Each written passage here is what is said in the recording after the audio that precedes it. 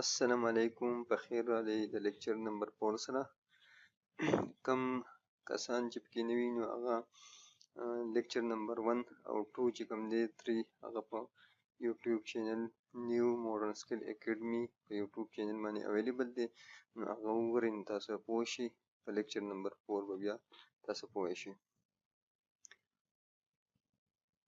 زموږ سره نن لیکچر نمبر 4 دی، د ډي آی ټي 4 نمبر لیکچر دی. نننی کلاس ایجنډا زمونږه دا ده هیسټري اف کمپیوټرز او ټایپس اف کمپیوټر کلاسیفیکیشن.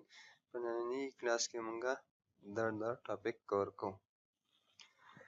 هیسټري اف کمپیوټر زمونږ سره د کمپیوټر هیسټري د کوم ځای نه را روانه ده او د هغه هیسټري څه ده. The history of computer is the story of humans develop machine to make calculation and process data faster and more accurately.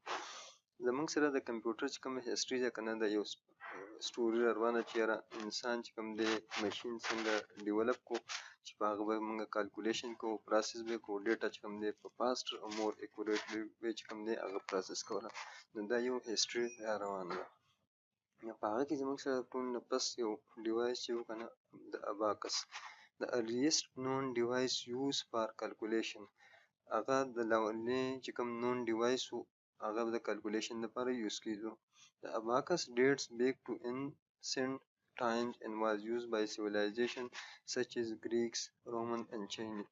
د رومن د وخت نه یا چاینیز او ګریک چې کوم دی د هغو د تهذیب civilization بیک چې کوم دی د هغه وخت نه چې کوم دی د چینجز په دې کې را روان دي، د هغه نه دا ډیولپ کیږي ورو ورو. نو د تاسو کتلی شئ دا زموږ سره د اباکس چې کوم دی امیجز دی زموږ سره په دې شکل کې چې کوم دی اباکس الیس نو ډیوایس چې کوم. بل زموږ سره د میکانیکل کالکولیټر ان د 17th century the mechanical calculator was invented which was able to perform basic arithmetic operation. بیا په 17th century کې زموږ سره یو میکانیکل کالکولیټر چې کوم دی هغه ایجاد شو او هغه د دې ایبل و چې هغه بیسیک ارثمټیک اپریشن چې کوم پرفارم کول. ارثمټیک اپریشن زموږ سره کوم دی لکه پلس ماینس ډیویژن ملټیپلیکیشن، دا به هغه چې کوم دی پرفارم کول. دا تاسو په ایمیج کې کتلی شئ دا زموږ سره میکانیکل کالکولیټر و. بیا د هغه نه پس چې کوم دی زموږ سره انالیټیکل انجن راغلی. In the 19th century Charles Babbage designed analytical engine which is considered to be first programmable computer. په 19th century کې چې کوم دی چارلز چې کوم دی هغه یو انالیټیکل انجن ډیزاین کو چې هغه زموږ سره لومړنی first programmable computer چې کوم دی کنسیډر شو. دا تاسو په ایمیج کې کتلی شئ دا زموږ سره انالیټیکل انجن ایمیج دی. بیا زموږ سره د هغه نه وروسته پنچ کارډز چې کوم دی هغه ډیولپ شو. ان د لیټ 19th century کې چې کوم دی هارمن هولیرت ډیولپ د پنچ کارډ سیسټم which was used to tabulate data for US census. بیا په 19th century په لیټ کې چې کوم دی هارمن هولیرت چې کوم دی هغه یو پنچ کارډ سیسټم چې کوم دی ډیولپ کو او هغه د دې لپاره ایبل و چې هغه ډیټا چې کوم دی ټیبولیټ کوله کاونټ کوله او هغه بیا په یو اس سینسس مردم شمارۍ کې چې کوم دی هغه استعمال شو. دا تاسو کتلی شئ دا زموږ سره پنچ کارډ سیسټم دی. بیا په هغه پسې زموږ سره نیکسټ چې کوم دی د فست الکترونیک کمپیوټر زموږ سره راغلی.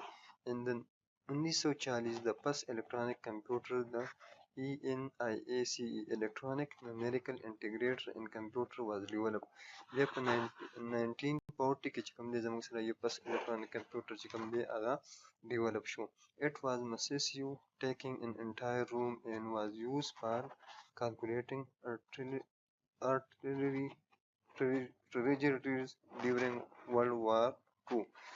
دا چې کوم دی زموږ سره ډیر هیوج سایز کې مطلب تقریبا د یوې کمرې نه ځای به دې ونیو او دا بیا چې کوم دی د ورلډ وار 2 کې چې کوم دی دا استعمال شو.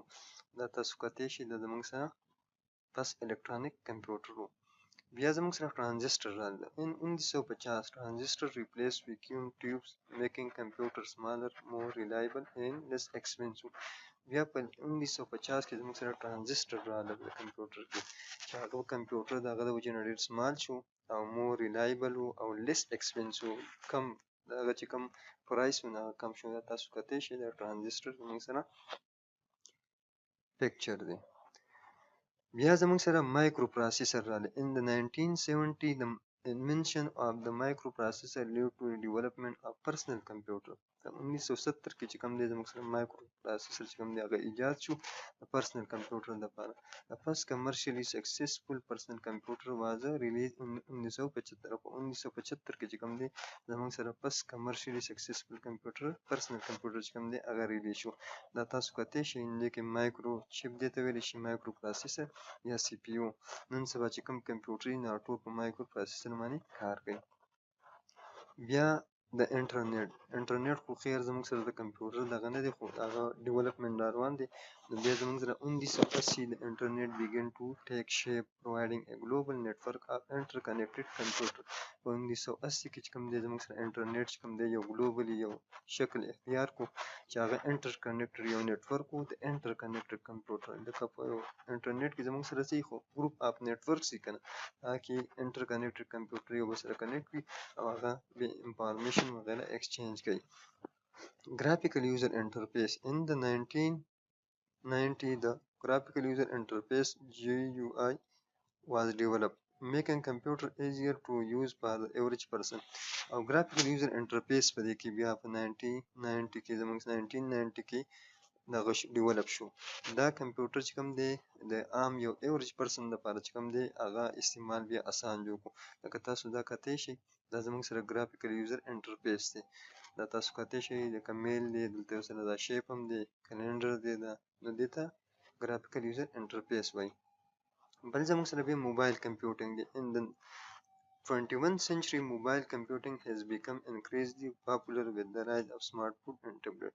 او په 21 سنچري کې زموږ سره موبایل چې کوم دی هغه یو شکل اختیار کو هغه ډیولپ شو راغلی او هغه چې کوم دی ډېر پاپولر دی لکه سمارټ فون ټبلټ وغیره چې کوم زموږ سره یوز کیږي.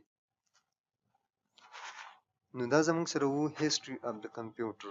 نو امید دی چې تاسو به پوه شوي او یو ریکوست تاسو کومه چې چا چینل نه سبسکرایب کړی نو هغه چینل سبسکرایب کړئ او دا ویډیو ورسره شیر کړئ. ښه اوس راځو بېرته واپس خپل ټاپک طرف ته. Types of computer classification. دا زموږ سره د کمپیوټر classification یا types کم دي. Classification on the basis of data handling. د کمپیوټر چې کوم دی کلاسیفیکیشن مونږ سره کم دي د ډیټا هینډلینګ په بیس باندې. په هغه کې زموږ سره لاولنی چې کوم دی انالاګ کمپیوټر دی. A type of computer that represent data using continuous physical quantities such as voltage, mechanical motion, fluid pressure or rotation rather than discrete digital values 0 and 1. دا زموږ سره یو ټایپ اف کمپیوټر دی چې دا ریپرزنټ کوي هغه ډیټا چې هغه کنټینیوس فزیکل کوانټیټي چې کوم دی زموږ سره یوز کوي. لکه زموږ سره وولټیج شو که نه دا یو فزیکل کوانټیټي کنټینیوس فزیکل کوانټیټي ده. یا پریشر شو دا مونږه لکه داسې په اسانه معیر کولی نه شو دا یو کنټینیوس چې کوم دی کوانټیټیز دي زموږ سره. rather than discrete digital value لکه 0 1 زموږ سره یو discrete value ده. نو دا زموږ سره چې کوم دی دی به کنټینیوس فزیکل کوانټیټي چې کوم دی هغه به ریپرزنټ کول او هغه به یوز کول. The speed of such